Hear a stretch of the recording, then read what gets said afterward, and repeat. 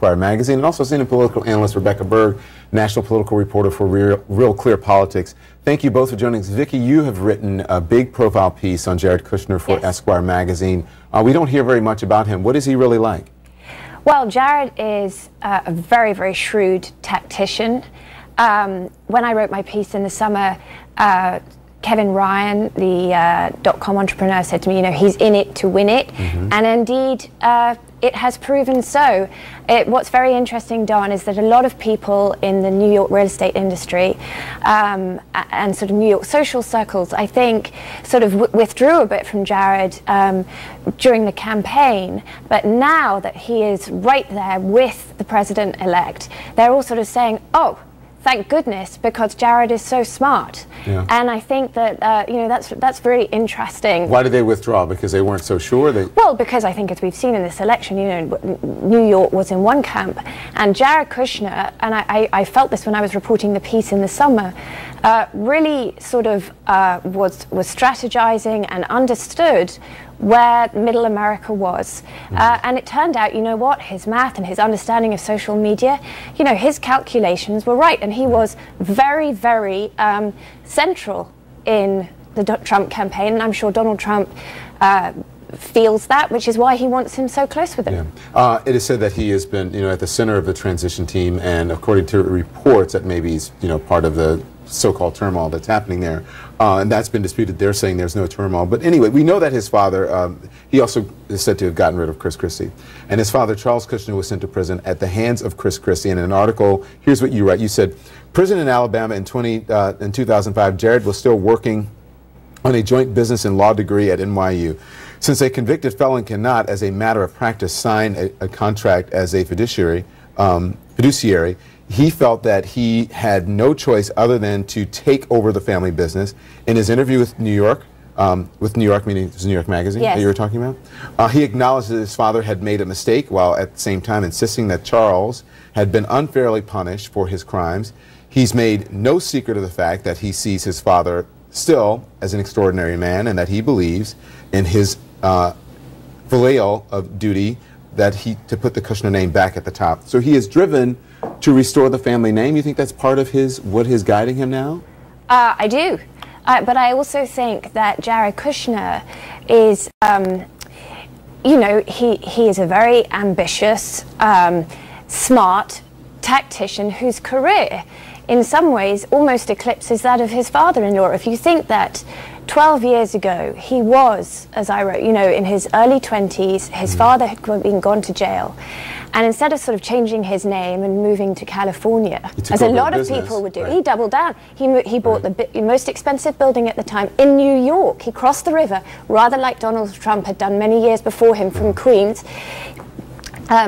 It starts to rehabilitate the Kushner name, buys a newspaper, which is really a sort of a marker, and then he's an Orthodox Jew, and he marries a very prominent, you know, the very prominent Ivanka Trump, who converts to marry him. So these are all actions of someone. I mean, people talk about Jared as being low-key, but actually, if you look at the trajectory of his career, and now there he is, right by the president-elect, it's really all of it adds up to an extraordinary statement, really. It's probably, Ivanka probably saw a lot of her father in him. I don't doubt it. So at 35 years old, and maybe one of the most powerful people in the country. Are you surprised by that, having met him and knowing him?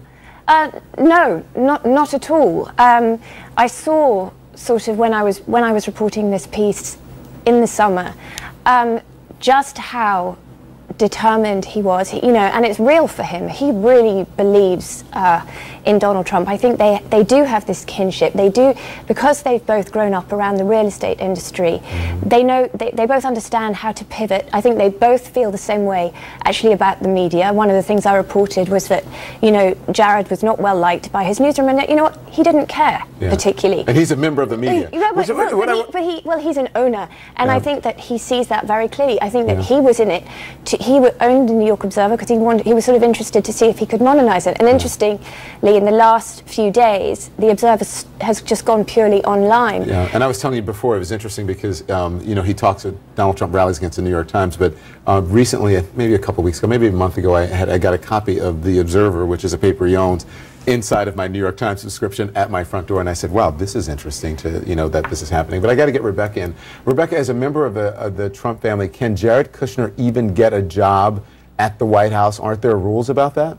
There are nepotism laws, Don, that prevent family members, including in-laws, from taking salaried positions. But that wouldn't preclude Jared Kushner from taking an unsalaried position or acting as a sort of informal kitchen cabinet sort of advisor to Donald Trump, as he has been doing throughout this campaign process. And so that's why we're hearing these reports of Jared Kushner perhaps getting a security clearance. He's clearly very much still in the mix, very much a trusted advisor to Donald Trump and his team.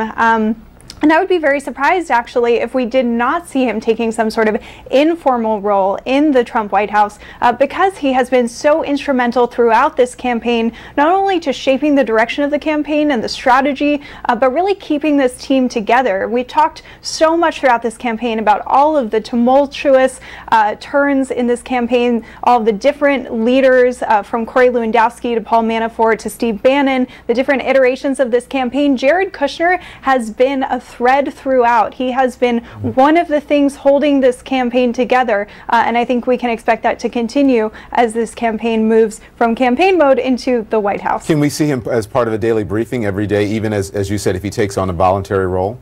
Well, we're seeing that in the transition now, potentially, but when it gets to the White House, it gets to be a little bit murkier, because if you're in an informal, unsalaried position, then this does raise questions of conflicts of interest. And of course, there's this dynamic where the adult children, Ivanka, Eric, and Donald Trump Jr., are going to be running the family business as part of a blind trust to try to create this wall of separation between Donald Trump as really president. a blind trust, is it? It's not really, no. And so that's something we've been talking about throughout. Like, is this actually going to prevent conflicts of interest?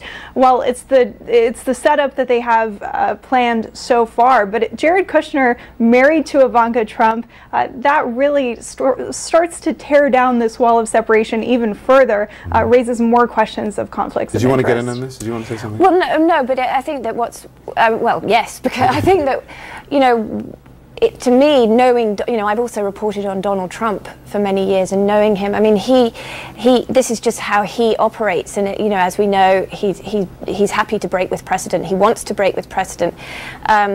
He likes to be surrounded by a very small group of people who he trusts. Jared Kushner, is absolutely that person. Yeah. Yeah. The Trump campaign is a sort of, it's been seen as a fly by the seat of your pants. At least that's how, from the outside in. Now the transition seems to be in turmoil, as I said, but with Kushner at the center of some of this, so-called infighting. But they deny it. Well, what's a larger picture here going on? Just based on my reporting on Jared Kushner, I felt in the summer that there was this aura of calm around him and careful calculation, which seemed, I think very few people in New York understood that, and I think it didn't bother him that nobody in New York understood it.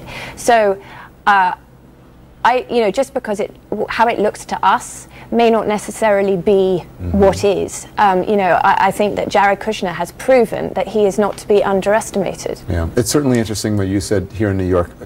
Go ahead, Rebecca.